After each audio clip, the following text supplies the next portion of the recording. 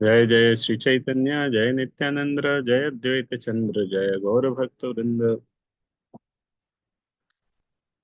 तो कल हम पढ़ रहे थे इस तरह कुछ श्लोकों में भगवान के आने का बाहरी कारण, एक्सटर्नल रीजन क्या है, क्यों भगवान आते हैं। तो केवल असुरों को मारने के लिए, धर्म की स्थापना करने के लिए भगवान को आने की आवश्यकता नहीं है। भगवान तो वैसे ही असुरों को मारने के लिए खुद ही मार सकते हैं, उन्हीं के हाथ में है। सबकी डोर भगवान के हाथ में है, डोर काट देंगे तो वैसे ही मर जाएगा व्यक्ति। हृदय में है, उधर ही हृदय से निकल जाएंगे, व्यक्ति मर जाएगा। तो मारने के लिए भगवान को आने की जरूरत नहीं, तो वो आने का बाहरी कारण है। तो अलग अलग किस तरह अवतार हुए थे वो सब हमने पढ़ा था।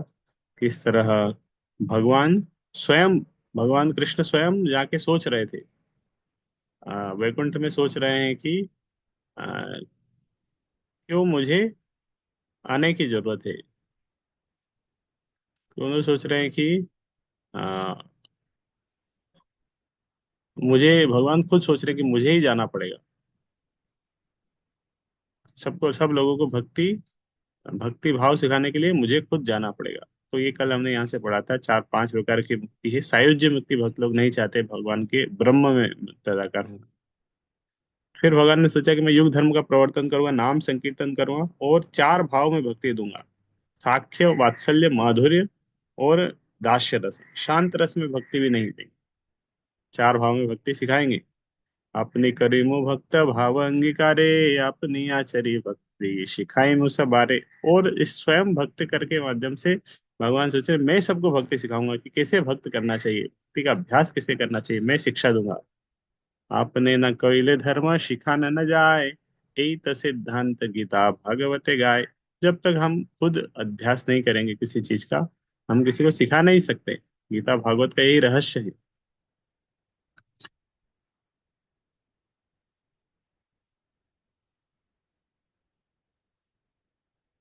तो इस तरह भगवान खुद सोच रहे हैं कि इसलिए मैं खुद जाऊंगा, खुद सिखाऊंगा, युग धर्म प्रवर्तन करूंगा। युग धर्म प्रवर्तन है अंश होते, आमा बिना अन्य नारे ब्रज प्रेम दीते। तो एक और हमने बहुत महत्वपूर्ण शब्द था कि भगवान खुद सोचे कि ब्रज प्रेम, जो भगवान का प्रेम है स्वयं का, और उसको किसी को देने के लिए तो भगवान को स्वयं ही आना पड़ेगा। किसी के दूसरे के माध्यम से हम प्रेम व्यक्त नहीं कर सकते, हमारा प्रेम हमें ही भगवान से इस तरह, जो प्रेम होता है हमारा होता है, हमारे हृदय का है, तो हम किसी दूसरे के हृदय से उस प्रेम को वो नहीं कर सकते। तो हमें ही आके देना पड़ेगा हमारा प्रेम। कोई, तो प्रेम, हर व्यक्ति का प्रेम उसका पर्सनल है। तो पर्सनल प्रेम है, तो कोई उसको फोर्स नहीं कर सकता कि आपको मुझे प्रेम करना पड़ेगा। जबरदस्ती किसी से प्रेम करवा सकता है? नहीं कर सकता। प्रेम हृदय से आता है। जिससे प्रेम करना है, उससे, उसके प्रति अपने आप हृदय से प्रेम आएगा। और वो व्यक्ति खुद ही करना पड़ेगा प्रेम। तो भगवान की भक्ति, और भक्ति की चरम पराकाष्ठा क्या है? कृष्ण प्रेम, भगवान के प्रति प्रेम। और वो भगवान के प्रति प्रेम कौन दे सकते हैं? भगवान स्वयं दे सकते हैं, और कोई दूसरा नहीं दे सकता। भगवान बोले कि मेरे अंश भी नहीं देंगे, मेरे अलग अलग जो अंश है वो भी मेरे प्रति प्रेम नहीं देंगे। अलग अलग अंश है, वैकुंठ तक का प्रेम दे देंगे। अलग अलग नारायण अवतार, विष्णु अवतार भगवान के वैकुंठ तक लेके जाएंगे। लेकिन वृंदावन ब्रज प्रेम के लिए भगवान को स्वयं देना पड़ेगा। प्रेम भक्ति दान, प्रेम भक्ति प्रदान के लिए तो भगवान समझ गए मुझे खुद ही आके सबको ये प्रेम भक्ति देनी पड़ेगी। इस तरह इसके लिए एक और उदाहरण बताते हैं कि किस तरह आ, प्रेम, हमारा प्रेम हम किसी को वो नहीं कर सकते, कोई मतलब फोर्स करके किसी से प्रेम नहीं करा सकते। ठीक है। हो सकता है कि भगवान के सर्व कल्याणकारी अनेक अवतार हो, किंतु कृष्ण के अतिरिक्त ऐसा कौन है जो शरणागतों को भगवत प्रेम प्रदान करते? बलवान ठाकुर का ये भी पता है। तहाँ थे अपन, हाँ ये भी पढ़ लिया था। इस तरह कलयुग की प्रथम संध्या में भगवान आके प्रचार करेंगे। यहाँ से हम पढ़ने वाले थे। चैतन्य सिंहेर नव द्वीपे अवतार, सिंह ग्रीव सिंह वेद्य सिंह रहुंकार। इस प्रकार सिंह रूप भगवान चैतन्य नवद्वीप में प्रकट हुए। उनके कंधे जैसे सिंह जैसे है, उनके कंधे शेर की तरह है, उनकी शक्ति शेर की तरह, उनका उच्च स्वर सिंह जैसा है। सेई सिंह वसु जीवेर हृदय कंदरे, कल्मष द्विरस नाशे जहाँ रहूंकारे। तो शेर जिस तरह दहाड़ता है ना, जंगल में जब शेर दहाड़ता है, तो अपने अपनी गुफा से भी अगर दहाड़ेगा तो आसपास के सब जानवर सब सचेत हो जाते हैं, सब भाग जाते हैं, डर जाते हैं। तो इस तरह भगवान सबके सब जीवों के हृदय में है। हृदय के अंदर है मतलब हृदय की गुफा में है। जीव के हृदय, हृदय के अंदर है, हृदय, हृदय में भगवान है। वह सिंह प्रत्येक जीव के हृदय में आसीन है। इस प्रकार वे अपनी गर्जना से मनुष्य के हाथी जैसे पापों को, तो भगवान हृदय के अंदर में, हृदय में जब इस तरह दहाड़ करेंगे शेर की तरह, तो सारे सारे हृदय में जितने पाप है, अज्ञान है, सब भाग जाएंगे। इस तरह शेर की दहाड़ से जंगल के सारे जानवर भाग जाते हैं। तरह भगवान जब हृदय में एक दहाड़ लगाएंगे, शेर गर्जना करेंगे, या इस तरह भी बोल सकते हैं हम भगवान का नाम जो जप कर रहे हैं ना, भगवान की हृदय में जाएगा, ये उसी तरह रहेगा, सारे पाप और अज्ञान को दूर कर देगा, भगा देगा सबको। प्रथम लीलाए तारा विश्वम्भर नाम, भक्ति रसे भरी लो धरी लो भूत ग्राम। अपनी प्रारंभिक लीलाओं में वे विश्वम्भर नाम से जाने जाते हैं, क्योंकि वे संसार को भक्ति रूपी अमृत से आप्लावित कर देते हैं। इस तरह जीवों का उद्धार करते हैं। डुम्भ्रन धातुर अर्थ पोषण धारण, कुशीलो धरिलो प्रेम दिया त्रिभुवन।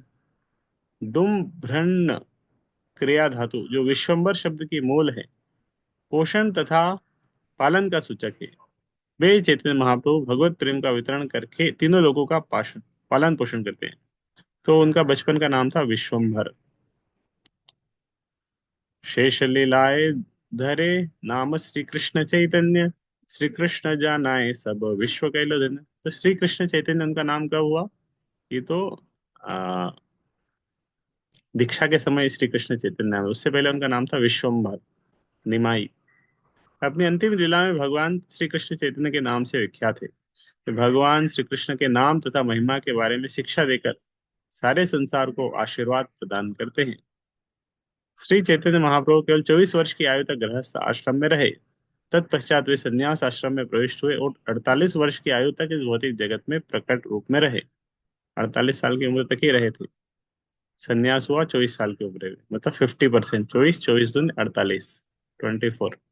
अतः उनके कार्यों का अंतिम अंश शेष लीला 24 वर्षों तक रहा। कुछ तथाकथित वैष्णव का कहना है कि वैष्णव संप्रदाय में श्री चैतन्य महाप्रभु के आने तक संन्यास नहीं लिया जाता था।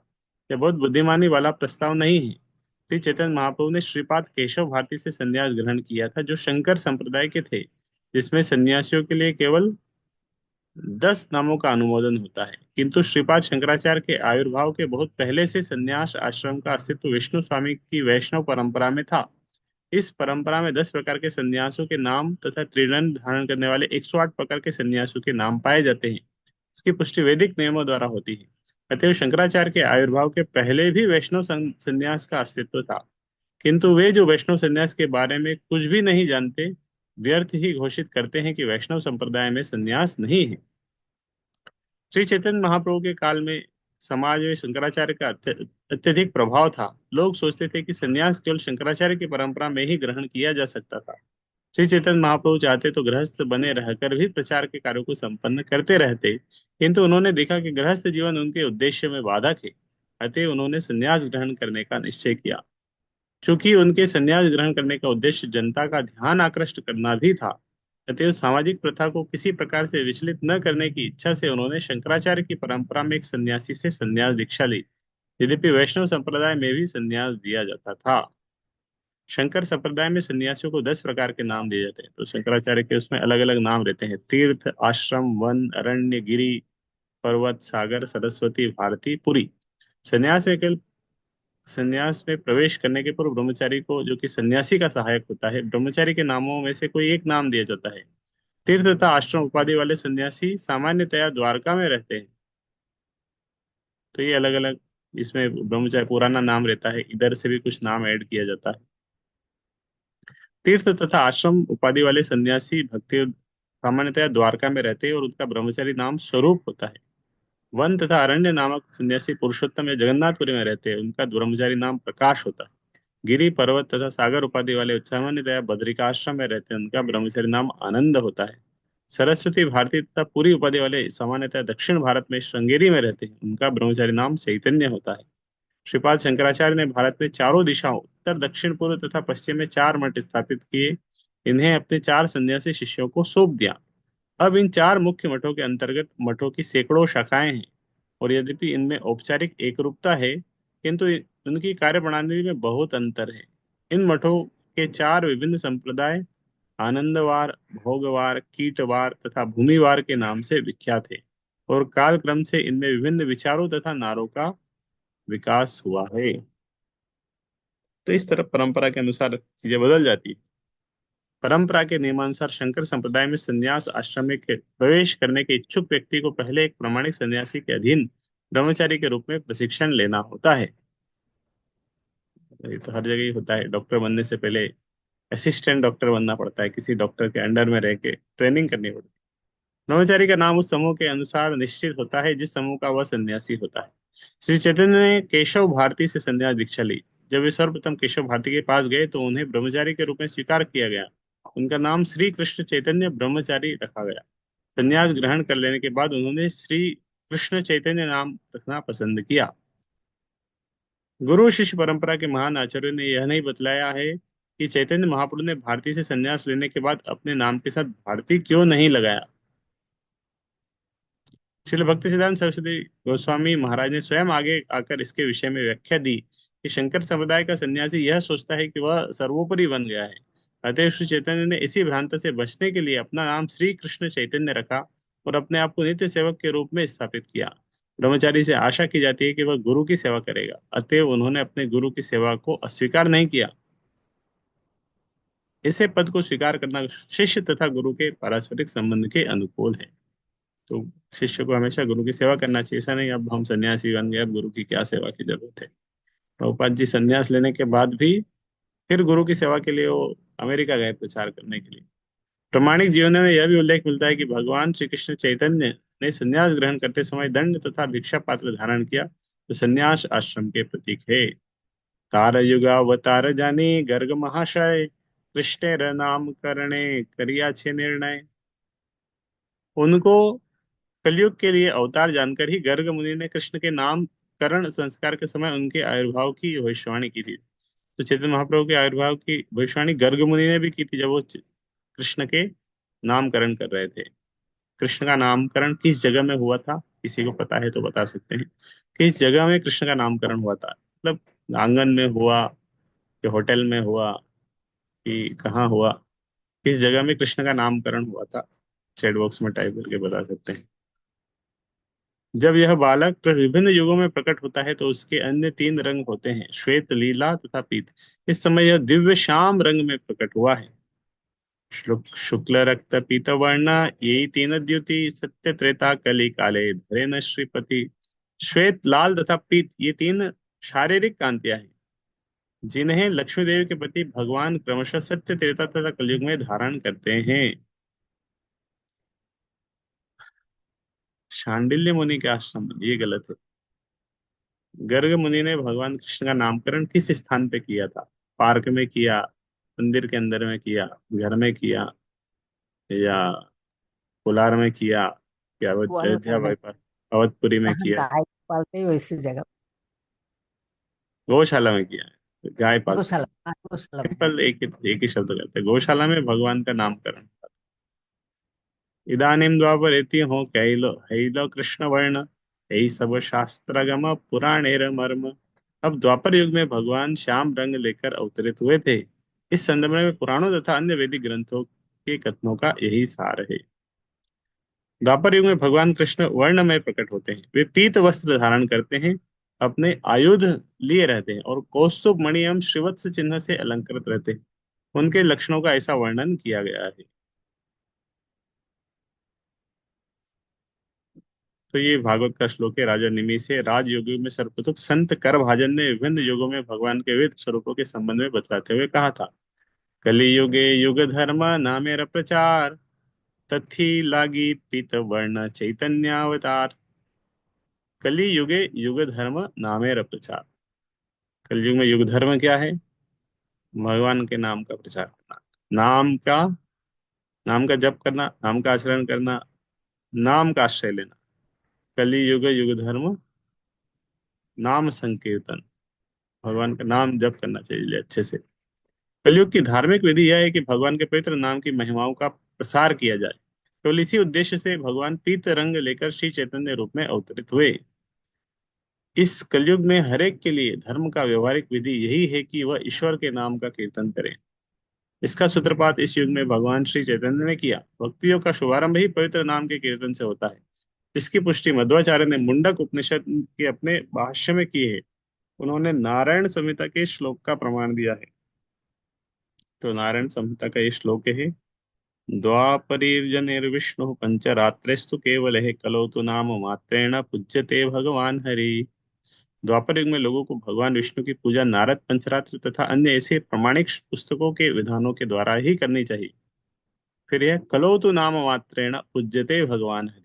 किंतु कलयुग में लोगों को चाहिए कि वे केवल पूर्ण पुरुषोत्तम भगवान के पवित्र नामों का कीर्तन करें।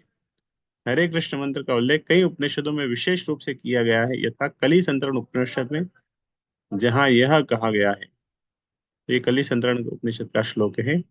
पहला श्लोक तो सबको याद है, हरे कृष्ण कृष्ण कृष्ण हरे हरे, हरे राम राम राम हरे हरे। इसके नीचे वाला भी याद कर सकते हैं, तो आप कहीं भी कोट कर पाओगे कली संतरण उपनिषद में क्या बताया है। नीचे वाली लाइन क्या है? इति षोडशक नाम नाम कली कलमश नाशनम। इति मतलब ये, ऊपर वाला जो बताया इति षोडशक। षोडशक मतलब 16, 16 अक्षर। ऊपर वाले हरे कृष्ण मंत्र में कितने अक्षर है? 16। हरे कृष्ण कृष्ण कृष्ण हरे हरे, ऊपर वाले में 8, नीचे में 8।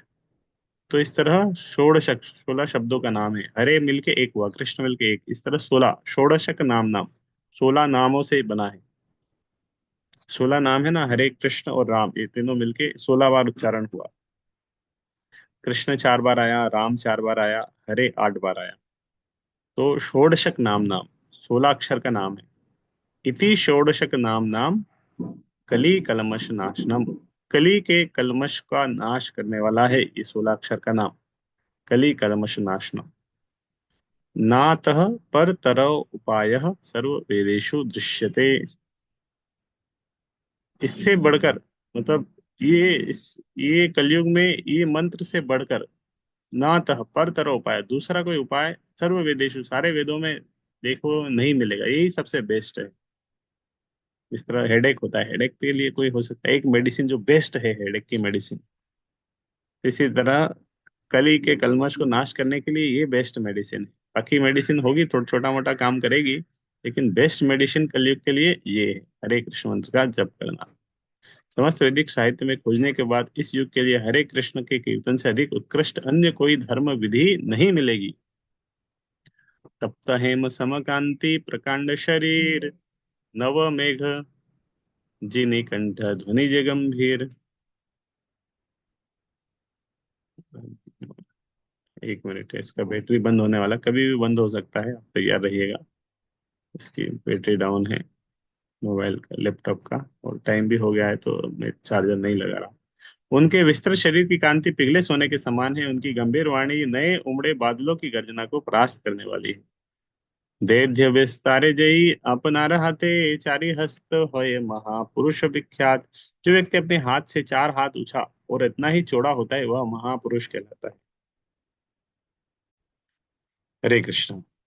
तो यहाँ पे महापुरुष के लक्षण है। क्या महापुरुष के लक्षण के हाथ? अ, जो व्यक्ति अपने हाथ से 4 हाथ ऊंचा, मतलब हमारे हाथ का जो साइज है वो व्यक्ति की जो हाइट है उससे 4 गुना है, और इतना ही चौड़ा होता है वह महापुरुष कहलाता है। चौड़ा तो मुझे भी समझ में नहीं आया कैसे होगा इतना चौड़ा। ऊंचाई समझ में आ गया कि हाथ से 4 हाथ ऊंचा, और चौड़ाई में भी अगर व्यक्ति लंबा चौड़ा रहता है ये महापुरुष के लक्षण है।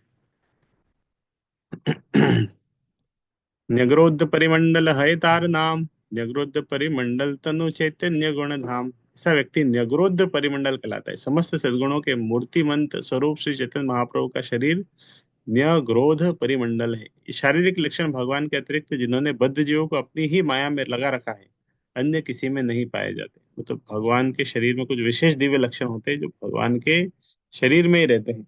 अन्य किसी के लक्षण, किसी के शरीर में वो लक्षण नहीं मिलेंगे। न्यग्रोध परिमंडल अन्य किसी में नहीं पाया जाती। ये लक्षण निश्चय ही विष्णु के अवतार के सूचक है और किसी के नहीं। आजानुलंबित भुज कमल लोचन तिलफुल जिनिनासा सुधांशु बदन।